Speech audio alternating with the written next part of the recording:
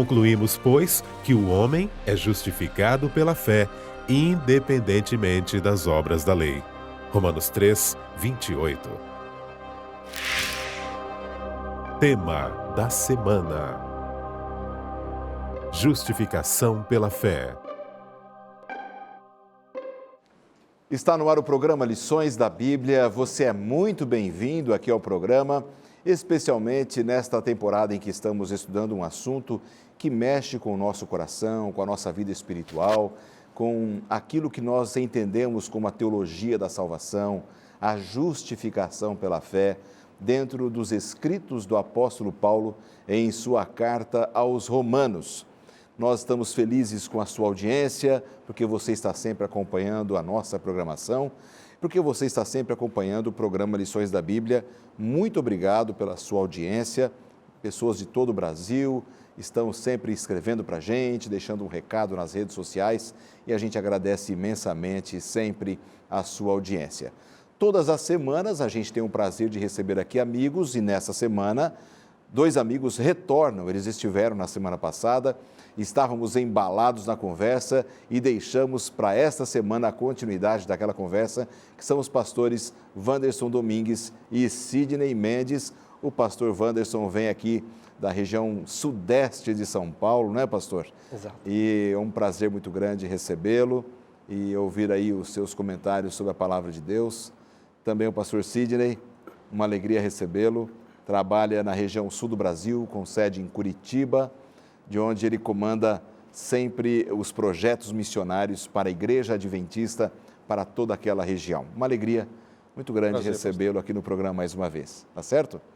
Meus amigos, nós vamos fazer uma oração. Eu convido a você que está em casa a orar com a gente agora para começarmos o estudo de hoje. Obrigado, Senhor, por esta oportunidade maravilhosa de estudarmos a Tua Palavra. Amém.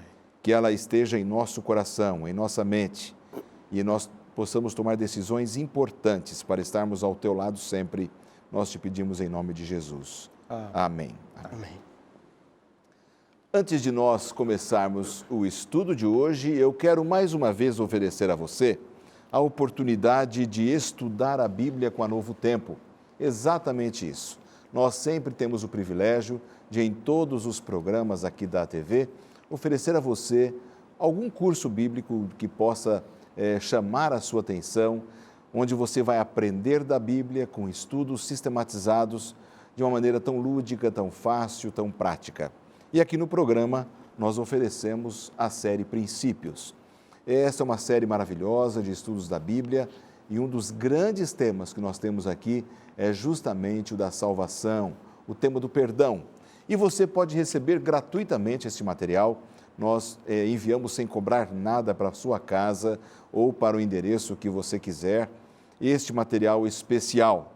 Não cobramos pelo material, não cobramos pelo envio, porque nós queremos repartir gratuitamente todo o conhecimento da salvação que nós pudermos. Essa é a teoria aqui da Novo Tempo e a gente já sabe que você conhece a Novo Tempo e sabe o quanto nós amamos estudar a Bíblia.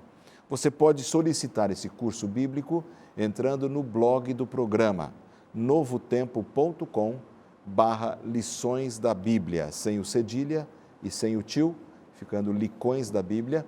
Ali você vai clicar num banner exatamente com esta foto. Clique em cima, vai abrir um campo para você colocar o seu nome, o seu endereço, as suas informações para onde vamos mandar aqui este curso bíblico, tá certo? Se você preferir por telefone, é facílimo. Pega aí o seu telefone e diz que o código de área é 12 21 27 31 21. Esse é o telefone aqui onde você vai ser atendido, onde poderemos mandar para você este material maravilhoso, tá certo? Código de área 12 21 27 31 21. Estude a Bíblia, porque ela faz com que a nossa vida tenha muito mais sentido, a nossa vida tenha muito mais sentido com Jesus e com o conhecimento da palavra. Nós vamos agora assistir juntos Palavra do Autor com o pastor Cliff Goldstein. Bom, Paulo nem sempre é fácil de ler. Até mesmo o apóstolo Pedro, naquele tempo, alerta as pessoas para terem cuidado com os escritos de Paulo.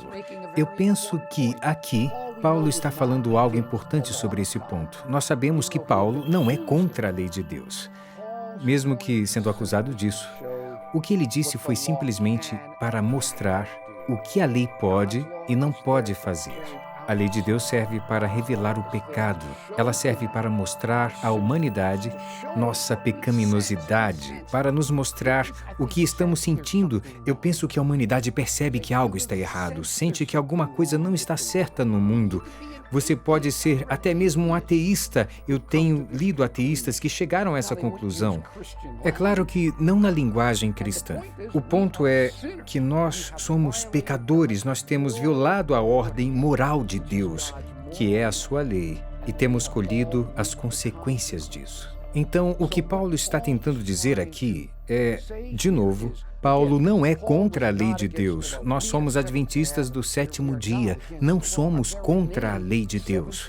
Nós mostramos como respeitamos a lei. Para nós, o problema é muito simples.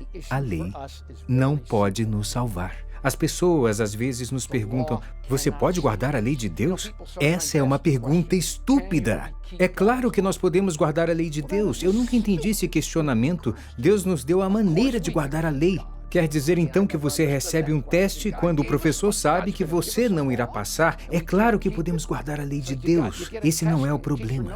O problema é: podemos guardar a lei de Deus de maneira perfeita para que sejamos salvos por ela?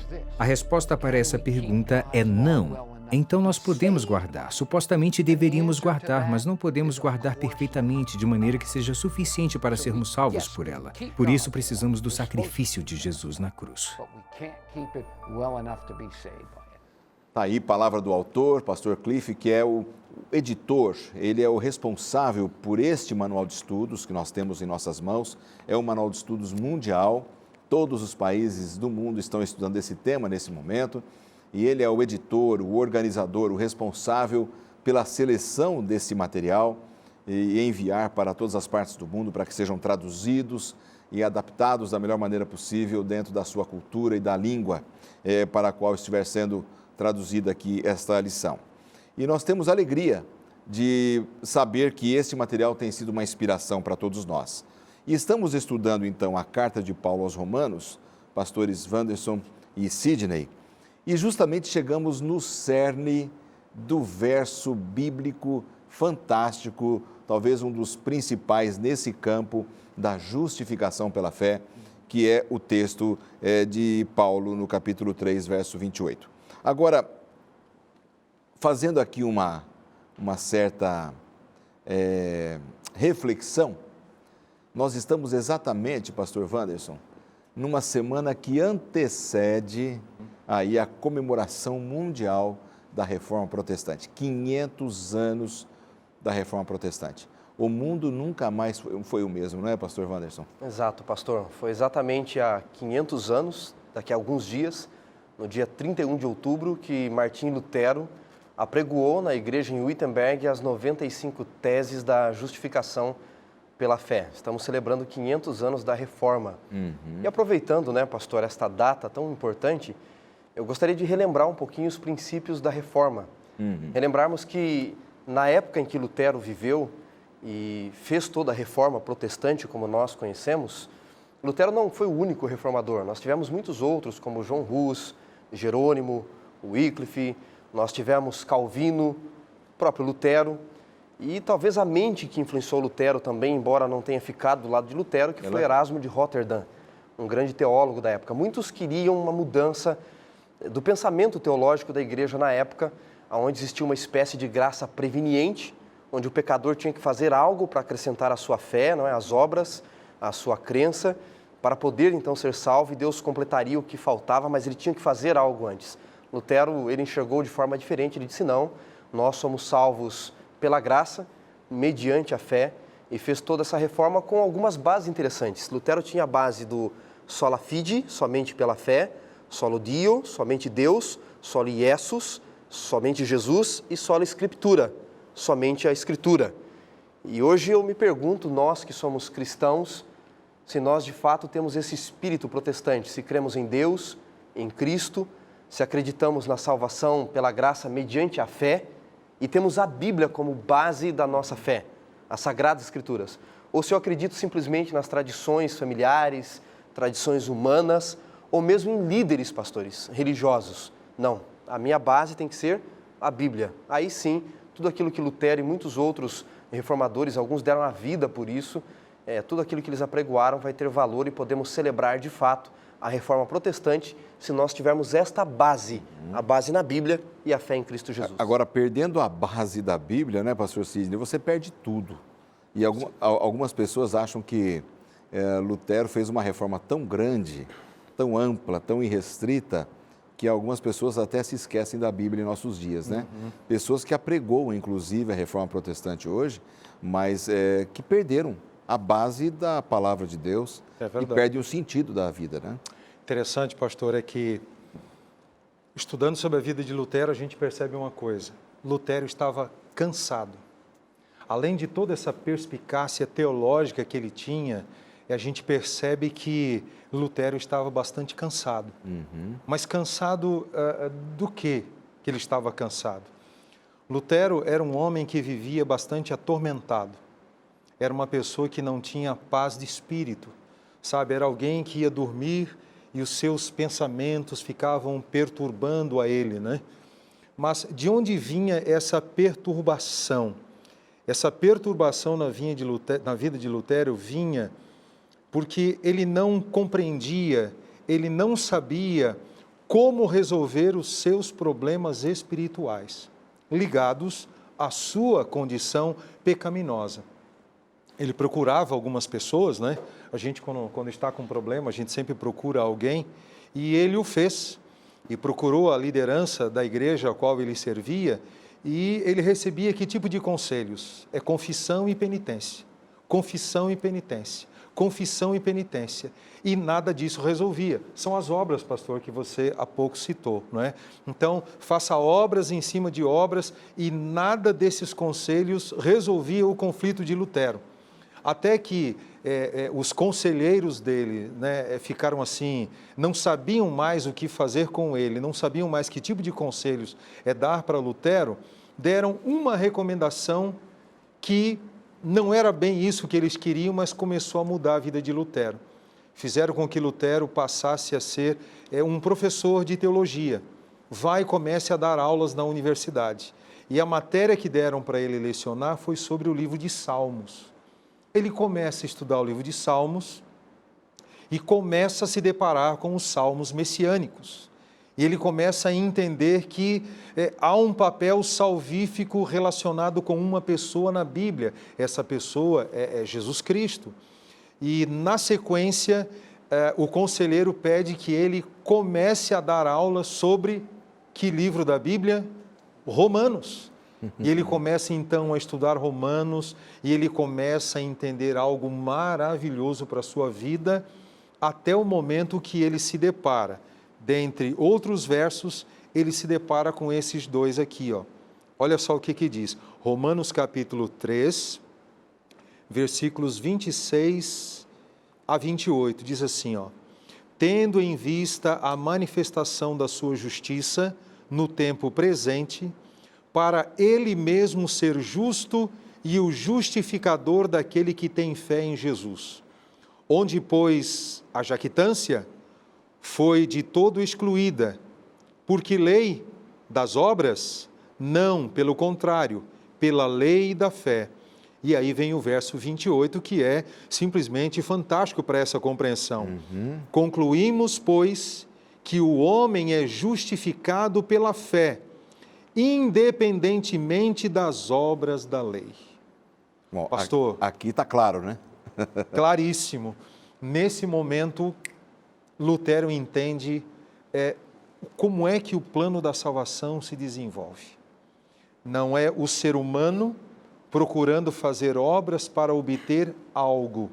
Salvação tem que ver com a iniciativa de Deus para resolver o problema do homem, problema esse que o homem por si não pode resolver. Aí todo aquele tormento, aquele cansaço espiritual que Lutero vinha lutando há anos, ele começa a resolver quando compreende esse plano da salvação. E aí que está o ponto, pastor Wanderson, que o pastor Sidney coloca para a gente, que havia realmente muita confusão naquele momento, onde boa base da igreja, parte daquela comunidade cristã romana, tinha uma convicção de que havia um espaço para aquilo que eu produzo, para a minha obediência, no sentido de obter a salvação. Então, Paulo, ele coloca um machado nessa árvore para quebrá-la completamente e tirar as dúvidas. E ele embasa teologicamente aqui, não é? Pastor, Paulo estava lidando com dois grupos, nós mencionamos no estudo da semana passada, judeus e gentios. Os judeus eram os ortodoxos, conservadores. Os gentios eram considerados pela ala judaica da igreja cristã, os liberais, os relativistas. Paulo os coloca no mesmo nível. Todos queriam ser salvos pelas obras, porque a diferença entre o conservador e o relativista é apenas o tamanho da lista. O conservador diz assim: que mais eu preciso fazer para ser salvo? Que mais eu posso fazer? O relativista diz: que menos eu preciso fazer para ser salvo? Mas os dois grupos querem ser salvos pelas obras. Preciso relembrar um pouquinho que dentro do grupo gentílico, pagão, na noção que eles tinham dos deuses que eles adoravam antes de serem convertidos, trazidos ao seio do cristianismo, eles tinham que fazer uma aliança com o seu Deus, ir até o templo, sacrificar, para provocar esse Deus, para que esse Deus pagão olhasse com benevolência para eles, pudesse agir, conceito que muitos cristãos têm hoje. Na aliança bíblica, e Paulo vai deixar isso claro, nós vamos delinear melhor no estudo da lição, o Deus bíblico, você não tem que provocá-lo, você não tem que fazer boas obras, sacrifícios para ele te amar. Ele já te ama. Aliás, na história bíblica, não é Adão quem vai atrás de Deus.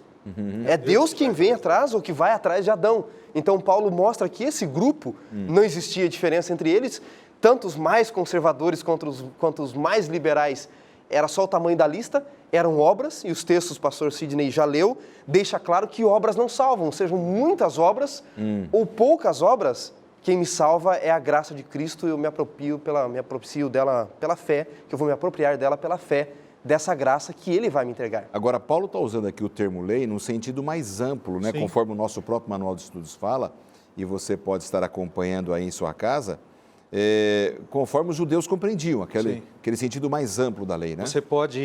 Nós podemos aqui tranquilamente colocar nesse, vamos chamar de pacote, né? Pacote, esse sistema judaico de encarar as coisas, a gente pode colocar aqui a lei moral, que é a lei dos 10 mandamentos, envolve essa lei.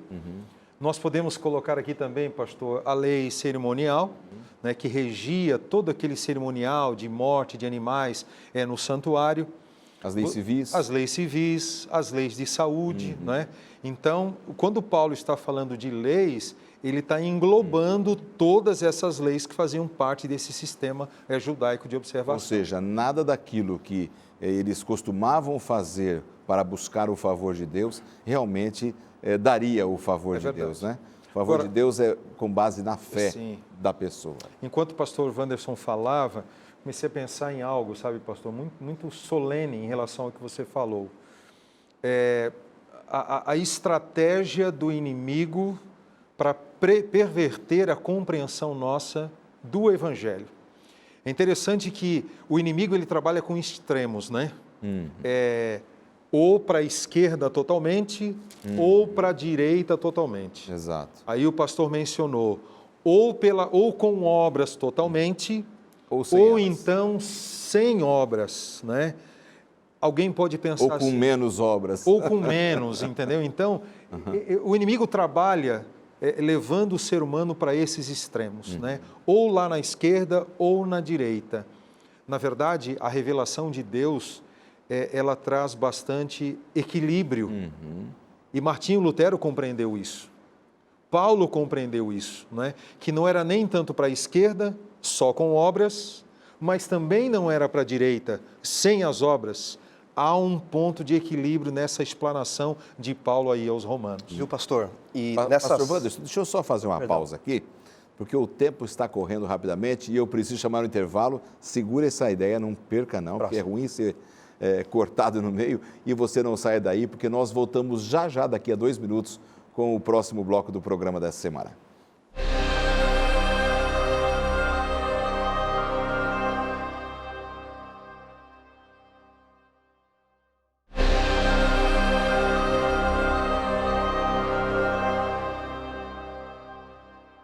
De volta com o programa, nós estávamos conversando agora há pouco aqui no primeiro bloco, justamente sobre esses conceitos fantásticos da Reforma Protestante. Pastor Wanderson, eu te cortei e você ficou no vácuo, como a gente diz na brincadeira, na gíria, né? Agora, por favor, coloca São muitas lições e assuntos, né, pastor? É verdade. O tempo ele fica escasso diante de tanta profundidade.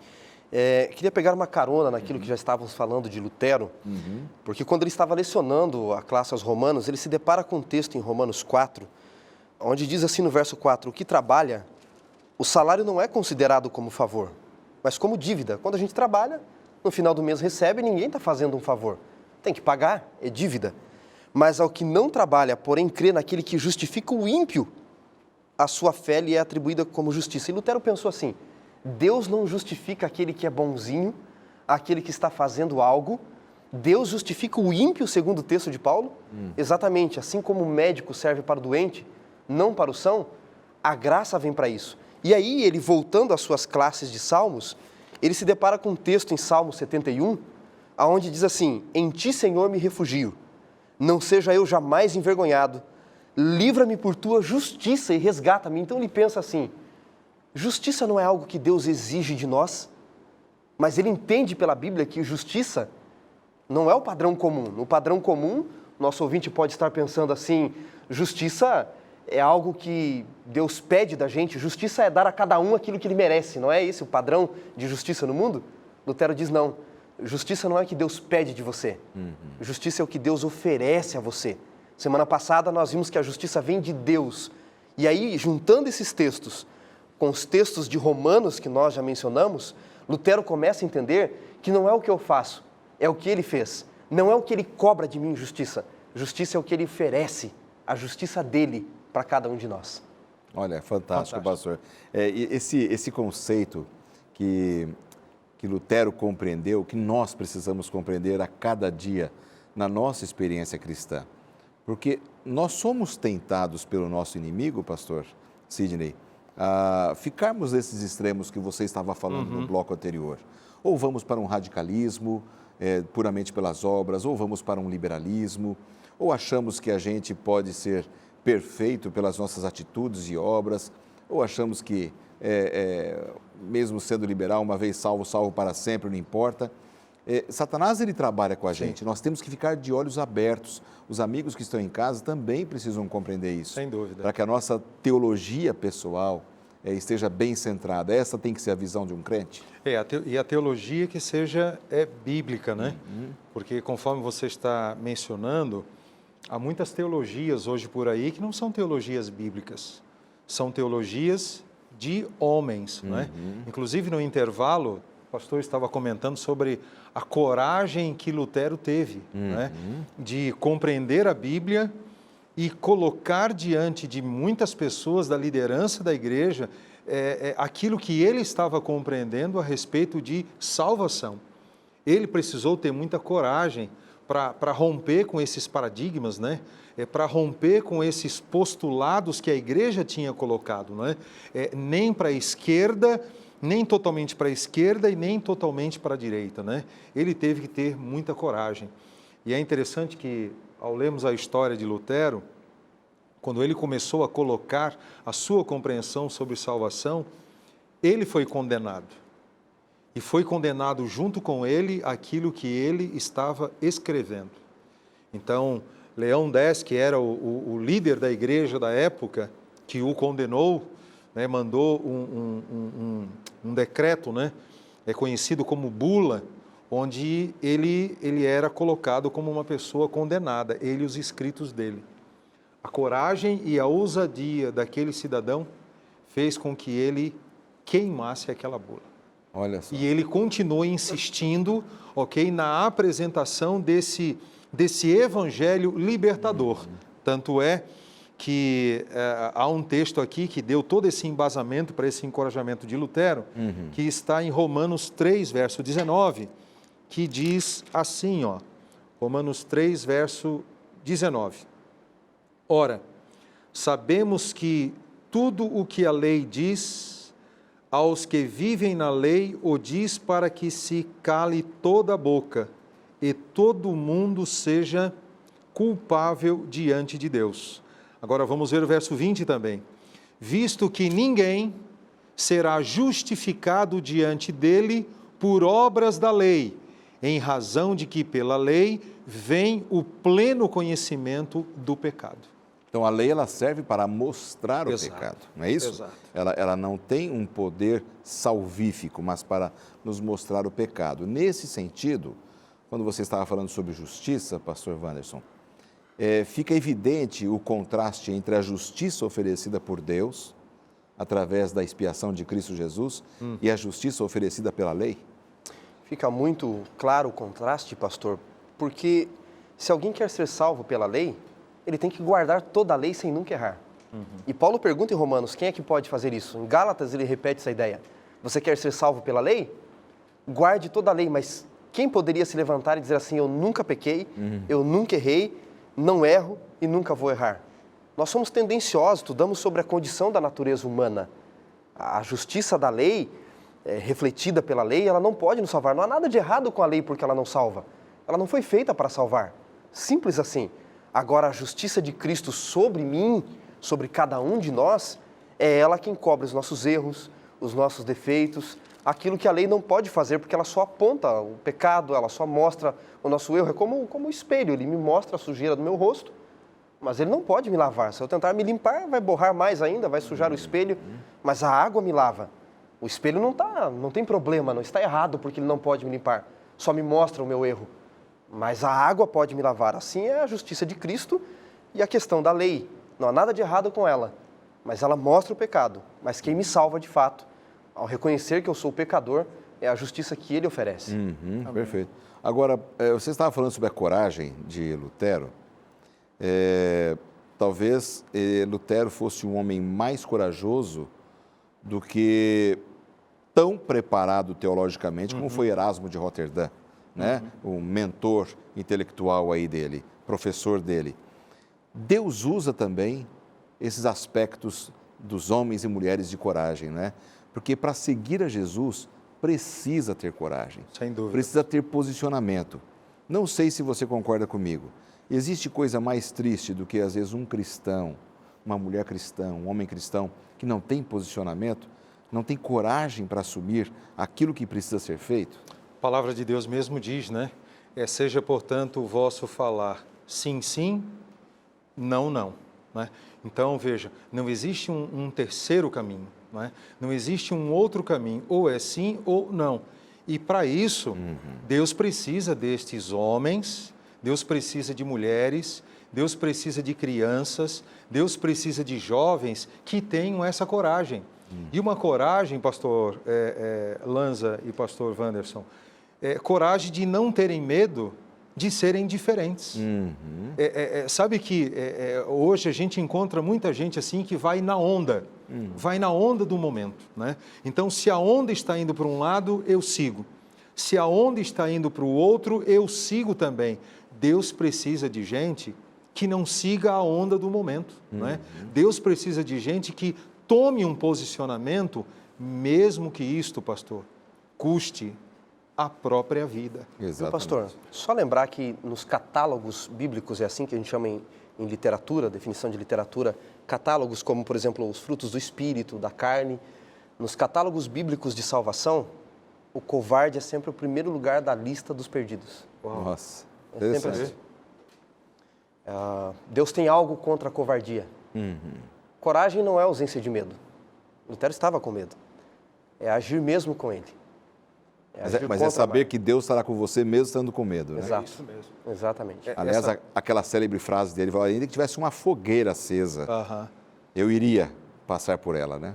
Essa covardia, ela não tem tanto que ver com uma pessoa que é mais tímida, né? Uma pessoa que fala menos, uma pessoa mais retraída, mas esse conceito de covardia, pastor, é um conceito que pode ser compreendido por aquela pessoa que não se posiciona. Ela sabe, mas não se decide. Não se posiciona. Exatamente. Não se decide. Né? Isso é grave, não é? Agora, o conceito justificar, já que nós estamos falando sobre justificação pela fé, o que significa esta ideia de justificar dentro dos escritos de Paulo? Justificar é um termo forense, tem que ver com questões do direito, significa declarar justo. Não merecíamos, não éramos justos, mas ele dá uma declaração por ser a autoridade maior do universo, Deus como juiz do universo, nos declara justo. Agora, Deus não pode simplesmente declarar a gente justo e desculpar o pecado sem pagar o preço, porque a palavra de Deus não muda. Romanos 6:23 é bem claro, o salário do pecado é a morte. Uma vez que Deus declarou que o salário do pecado é a morte, mas Ele quer nos salvar, nós não queremos morrer, o texto continua dizendo, mas o dom gratuito de Deus é a vida eterna em Cristo Jesus. Então, nesse aspecto da redenção, de declarar justo, mas não mudar a sua palavra, entra Jesus e a justiça de Cristo. E aí, pastor, eu queria pedir licença para ler alguns versos que o estudo desta semana engloba, porque tem alguns aspectos teológicos que podem passar despercebidos numa leitura mais simples. Então, o apóstolo Paulo diz assim no verso 21, que sem lei se manifestou a justiça de Deus testemunhada pela lei e pelos profetas, Romanos 3:21. Justiça de Deus, diz o verso 22, mediante a fé em Jesus Cristo para todos e sobre todos que creem, porque não há distinção, porque todos pecaram e carecem da glória. Agora notem o verso 24 em diante. Sendo justificados gratuitamente por sua graça, mediante a redenção que há em Cristo Jesus, a quem Deus propôs no seu sangue como propiciação mediante a fé para manifestar a sua justiça, por ter Deus, na sua tolerância, deixado impunes pecados anteriormente cometidos, tendo em vista a manifestação da sua justiça no tempo presente, para ser Ele mesmo justo e justificador daquele que tem fé em Jesus. Olha a importância de Jesus aqui no texto. Jesus vem ao mundo para fazer duas coisas: salvar o homem e vindicar o caráter de Deus que Satanás lança sombras, dizendo que a lei é injusta, Deus é injusto. Quando o homem peca, Adão e seus filhos, e Deus não os mata eternamente, porque o salário do pecado é a morte eterna. Tanto que o texto contrasta, Romanos 6:23, com vida eterna em Cristo Jesus. O caráter de Deus, pastores, tinha sido posto em xeque. Por que Deus não matou? É óbvio que se Deus mata o pecador, Satanás ia dizer que ele é injusto, da mesma forma. Mas Deus não só não mata os pecadores eternamente, como começa a resgatar alguns filhos de Adão. Enoque, o sétimo depois de Adão, Moisés, Elias, são homens que vão para o céu, segundo o testemunho do texto bíblico. Como que Deus pode fazer isso se o preço não estava pago? Então Paulo diz assim, Deus deixou impunes, diz o final do verso 25, pecados anteriormente cometidos. E aí a pergunta que o telespectador faz é Deus que deixa pecados impunes? Do ponto de vista da lei no Antigo Testamento, sim. Não do ponto de vista divino, porque Jesus já é o Cordeiro de Deus, morto desde a fundação do século. Mas imaginem vocês que eu vou comprar um carro de 1 milhão, não tenho dinheiro para isso, mas se tivesse, e eu vou comprar o carro, você está me vendendo, e eu digo assim, vou lhe dar um cheque para daqui 1000 anos. Ao não matar os pecadores e levar alguns filhos de Adão para o céu no Antigo Testamento, era isso que Deus parecia estar fazendo. Portanto, quando Jesus vem, Ele paga o preço, não só do direito de nos salvar, mas como mostra que Deus já estava com o plano da redenção certo, e o caráter de Deus, que sombras de dúvida foram jogadas sobre Ele, é tirado. Jesus, portanto, salva o homem e vindica o caráter de Deus para dizer o seguinte, ao nos declarar justo, ao colocar sobre nós a sua justiça, oferecer a sua justiça, Ele estava fazendo o correto porque Jesus viria morrer por nós. Amém. Fantástico, fantástico. E isso aí dá vontade de dizer glória a Deus, né? Ah, é verdade, aleluia. Aleluia e glória a Deus, porque é o seguinte, essa é a nossa base, esse tem que ser o nosso chão daquele que quer viver e praticar a salvação. Pastor, ninguém ficou sem esse respaldo pelo sacrifício de Cristo, não é? Então, quem viveu antes dele foi contemplado. E quem viveu depois dele também foi contemplado. Eu gosto de uma reflexão sobre, foi só de Jesus para frente, quem foi para trás, para todos. E é interessante que o elemento fé, ele esteve presente tanto na vida daqueles que viveram antes de Cristo, antes da cruz, como aqueles que viveram depois da cruz. E há uma expressão que diz assim, quem viveu antes da cruz era uma fé que olhava para frente, e quem viveu depois da cruz é uma fé que olha para trás. E a cruz, ela resolve toda essa problemática que o pecado nos trouxe. Amém. Graças a Deus por isso. Nós vamos para um intervalo e já eu quero que vocês conversem com a gente, com os telespectadores, sobre esta questão da justificação, né, que é um pouco sinônimo de perdão, de salvação. Ela é obra de um momento ou ela acontece a vida toda? É isso que a gente vai conversar já já no próximo bloco, juntamente com você. Não saia daí, nós voltamos já.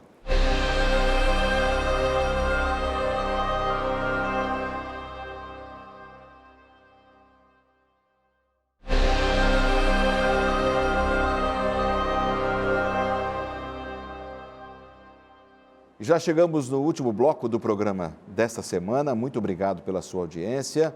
Estudar a Bíblia é aquilo que nós mais amamos. Nós gostamos de repartir este conhecimento da Palavra de Deus, não porque julgamos ter esse conhecimento, mas aqui abrimos a Bíblia e a Bíblia se revela, ela fala para todos nós, para vocês em casa, para a gente aqui, e nós louvamos o estudo da Bíblia por isso.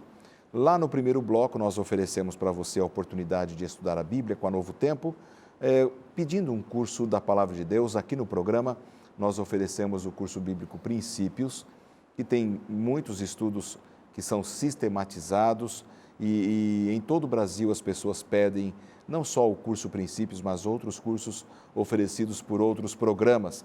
Acho que lá na região sul do Brasil tem essa realidade, né? Tem muitas pessoas pedindo cursos da Bíblia, estudando a Bíblia com a Novo Tempo e com as igrejas lá da sua região. E na sua também, você cuida desse grupo, né, que solicita ali esses cursos bíblicos lá na sua região. Exatamente. E são muitas pessoas, mais de 1 milhão de pessoas. A Escola Bíblica da Novo Tempo tem mais de 1 milhão de alunos. Louvado seja Deus. Amém. Por isso, queremos sempre repartir mais e mais o conhecimento da Palavra de Deus com vocês. Chegamos àquele ponto de nós dizermos, trocando em miúdos, a definição de justificação. Ela é salvação, ela é perdão, ela é obra de um momento, vai a vida toda? Vamos começar com o pastor Cid e depois o pastor Wanderson. Ok, justificação e perdão, pastor, é a mesma coisa, né? O que é justificação? É alguém fazendo por outro aquilo que ele não pode fazer por ele mesmo. E quando nós entramos na palavra do Senhor, para a gente entender esse plano da salvação, nós encontramos aí o personagem, a figura de Cristo, fazendo pelo ser humano aquilo que ele por si mesmo não pode fazer. Então, isto é justificação.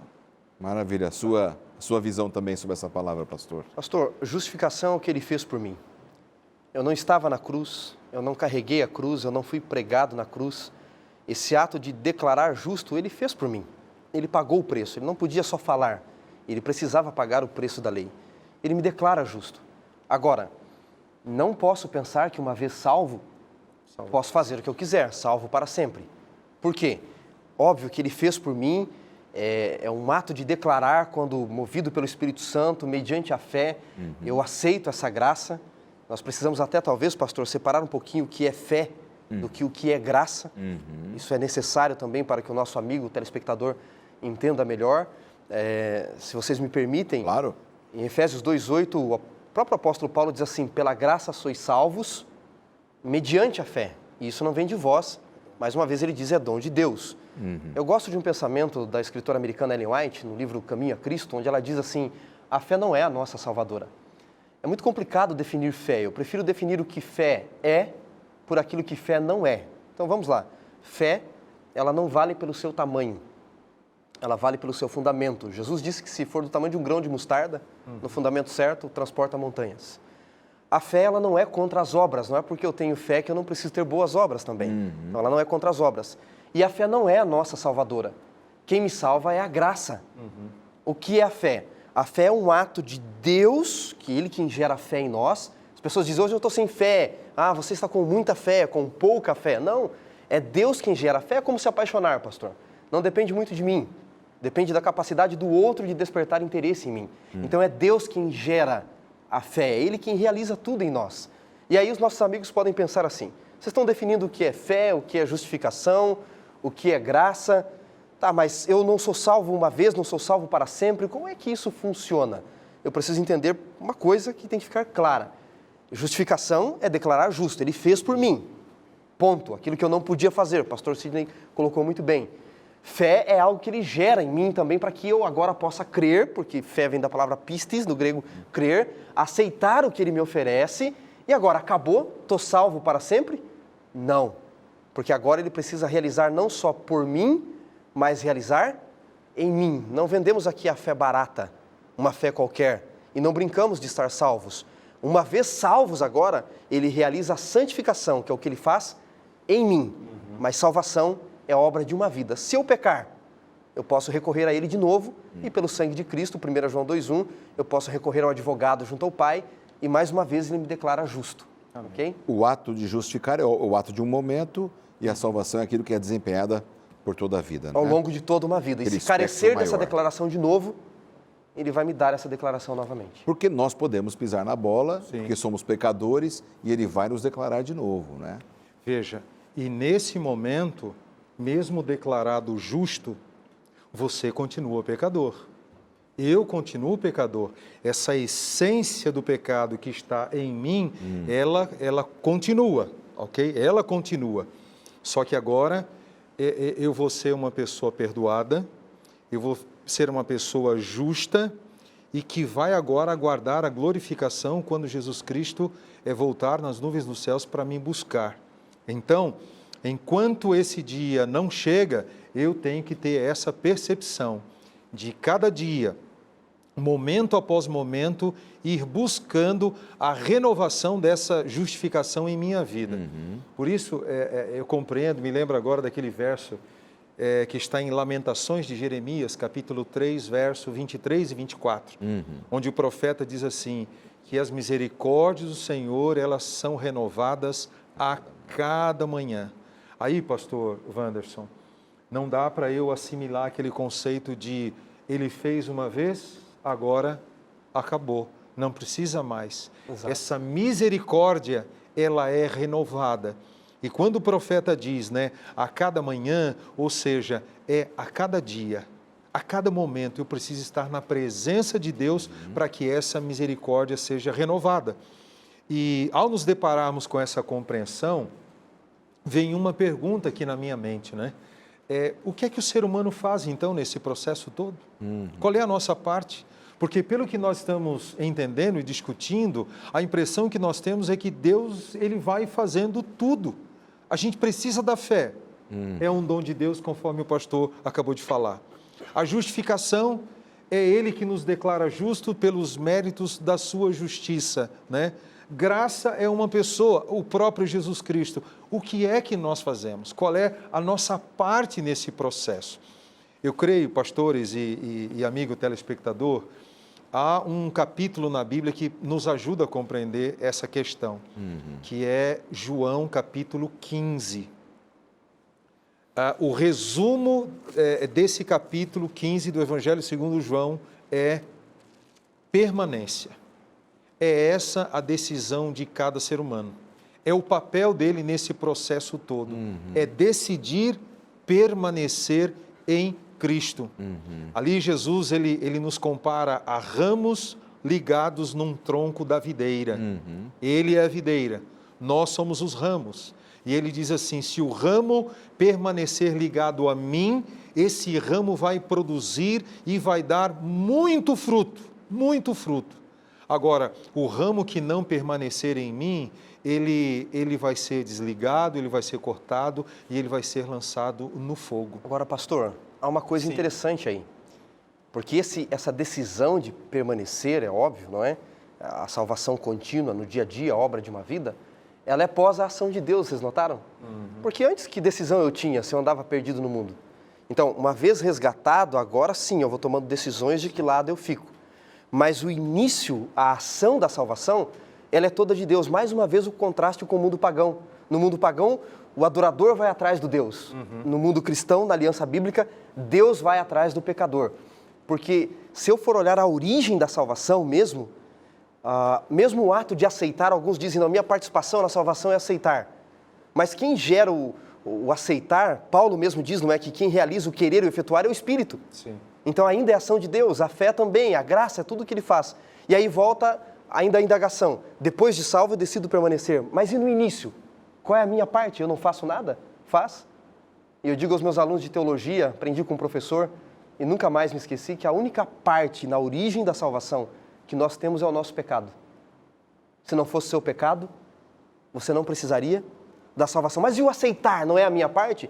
É uma ação reativa à proatividade de Deus e do Espírito que foi até você. A iniciativa e pós-salvo eu continuo nele, exato. A iniciativa é de Deus. Ou seja, Deus, ele, inspirado no texto de Paulo também, aí quem realiza o querer e o efetuar, a salvação é um dom, a fé é um dom, O arrependimento. é um dom, e vez ou outra a gente ainda encontra pessoas dizendo assim, olha, eu ainda estou buscando a cada dia em oração qual deve ser a minha parte no plano da salvação. Isso eu ouvi recentemente de uma pessoa. Qual é a sua parte, meu irmão, minha irmã? Deus já fez tudo. Você está sendo covarde em não aceitar o que Ele já fez. Aí entra a covardia, né? Ele já fez tudo, eu não aceito. Eu sei que eu preciso viver por Ele, para Ele. Tenho que ter a fé de Jesus, a fé em Jesus. E assim, mesmo assim, ainda não tomo decisões importantes. Esse é um divisor de águas que a gente precisa quebrar exatamente no tema dessa semana, aqui no programa Lições da Bíblia, né? Bom, para a gente fechar aqui o tema dessa semana, eu quero que vocês deem rápidas pinceladas agora no tema da justiça de Cristo, para a gente fechar. Falamos já um pouquinho, só para a gente amarrar. E vamos para o último ponto, que seria que nós somos salvos independente das obras da lei. Ou seja, a obediência à lei tem o seu papel na nossa vida como cristãos. Então eu queria que a gente fechasse o assunto da justiça de Cristo e fôssemos para essa questão da lei. Pastor Wanderson, suas pinceladas finais nesse campo da justiça de Cristo como oferecida ao ser humano quando estudamos a justificação. Ok, pastor, vou destacar rapidamente então. O salário do pecado é a morte. E aí eu pergunto a quem está nos assistindo, todos os pecadores vão morrer a morte eterna? Sim, salvos e perdidos. Porque a velha natureza daqueles que aceitaram a nova de Cristo será arrancada, 1 Coríntios 15, 51 em diante, o corruptível se revestirá de incorruptibilidade, o mortal de mortalidade.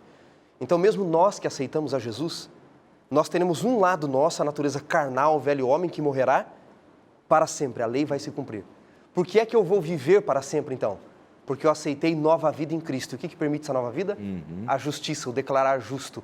A justiça dele sobre mim. Eu não tenho justiça em mim, eu tenho justiça sobre mim. Assim como Jesus não tinha pecado nele, levou o nosso pecado sobre ele, diz Isaías. E pincelando, pastor, me lembro de uma história de um menino que caminhava com seu pai pelos Estados Unidos e se depararam com a enorme estátua de George Washington. Ele disse, pai, eu quero levar essa estátua para casa, eu gostei, eu amei. O doutor Amin conta na meditação dele sobre isso. E ele diz assim, vai conversar com o guarda, o pai fala, quem sabe ele te vende. E o menino vai, chega até o policial e diz assim, seu guarda, eu gostei da estátua, tira $1 do bolso e diz, eu quero levar essa enorme estátua de granito puro e mármore para minha casa. E o guarda diz, menino, guarda o dinheiro. Ele diz, por quê? O senhor não quer me vender? Ele diz, não é isso. Por que então? Ele diz, por 3 coisas. Primeiro, a estátua não está à venda. Segundo, se estivesse à venda, o seu dinheiro, a sua justiça, não daria para comprar. E terceiro, por ser cidadão americano, ela já é sua. Essa é a justiça de Cristo. Não está à venda. Se estivesse, as nossas obras, por melhores que sejam, não dariam para comprar. Terceiro, ao aceitar a justiça de Cristo, a salvação já é sua por direito. Amém. Agora, pastor Sidney, a justificação independente das obras da lei. Então, estamos livres da lei. Eu não preciso mais obedecer a palavra, ao mandamento. Onde é que entra a nossa obediência nesse campo da salvação? Pastor, nós precisamos ser honestos com aquilo que nós estamos estudando. Esse é um fato, sabe? É um princípio, para o leitor da palavra de Deus. Tem que ser honesto com aquilo que ele está estudando. Então, para onde nós vamos agora? Há um texto aqui na Bíblia que está lá no Evangelho de João, capítulo 14, verso 15. Jesus, ele resolve essa questão colocada por você agora. E eu tenho certeza que vai resolver esse assunto na vida de muita gente. Olha só o que Cristo disse. são palavras que saíram da boca de Jesus. Se me amais, guardareis os meus mandamentos. Então, veja só, quando eu olho para uma passagem, para uma afirmação tão linda como esta, que Jesus Cristo fez, no momento que eu aceito a Cristo, vai disparar na minha vida uma sucessão de coisas, ok? Que serão o resultado daquilo que Jesus Cristo está fazendo em minha vida. Eu trouxe aqui uma caneta, apenas para ilustrar esse momento. Ó. Aqui é o seguinte, no momento que eu aperto aqui, ó, esse botãozinho aqui da caneta, automaticamente o que apareceu aqui embaixo? Aponta para que você escreva. Aponta para que eu possa escrever, correto? Então, apertou aqui, alguma coisa acontece. Quando nós analisamos aquilo que Cristo fez por nós e nós aceitamos aquilo que Cristo fez e esse fazer de Cristo começa a provocar uma transformação em nossa vida, é algo assim automático. Uma sucessão de coisas começarão a acontecer em minha vida. Agora, como é que eu posso nomear essas coisas que vão acontecer? São as obras, pastor. É a vida de obediência, é a vida de reverência, é a vida que vai olhar para tudo aquilo que está revelado no Santo Livro de Deus e essa vida, ela vai estar em harmonia com aquilo que está no Santo Livro de Deus. Veja, não é eu fazer para ter o favor, mas eu terei essa vida de fazer como resultado daquilo que Cristo está fazendo em minha vida. E Jesus aqui, ele destaca o fator amor. Se você me amar, você vai guardar os meus mandamentos. Então aí, pastor Wanderson, para a gente fechar a nossa discussão essa semana, a obediência, ela só tem lugar quando ela é resultado do que o Senhor Jesus fez na minha vida? Pastor, um pé de laranja só pode dar um fruto. Laranja. Mas ele não dá laranja para provar que é laranja. Ele dá laranja porque ele é laranja. É resultado natural. Aqueles que estão com Cristo, com ele andarão, frutificarão as obras de Cristo. Não para eu ser salvo, mas porque eu estou salvo. Calvino, já que estamos falando de reformadores, dizia assim, eu não quero uma lei sem Cristo e eu não quero um Cristo sem lei. Amém, é isso mesmo. Meus amigos... Esse é o ponto, né? Esse é o ponto. Não quero uma lei sem Cristo, não quero um Cristo sem lei. Gente, pastor, obrigado mais uma vez aí, pastor. Nosso tempo estourou, acabou. Mas a nossa produção está convidando vocês para voltar aqui na próxima semana, tá bom? A nossa conversa está muito boa. Na semana que vem vocês retornam e se você quiser guardar essa observação... Eu guardo, porque o tema é fantástico. Você não vai se esquecer. Muito obrigado mais uma vez, obrigado a vocês que estão em casa. Deus abençoe e até a próxima semana aqui no programa Lições da Bíblia. Forte abraço a todos.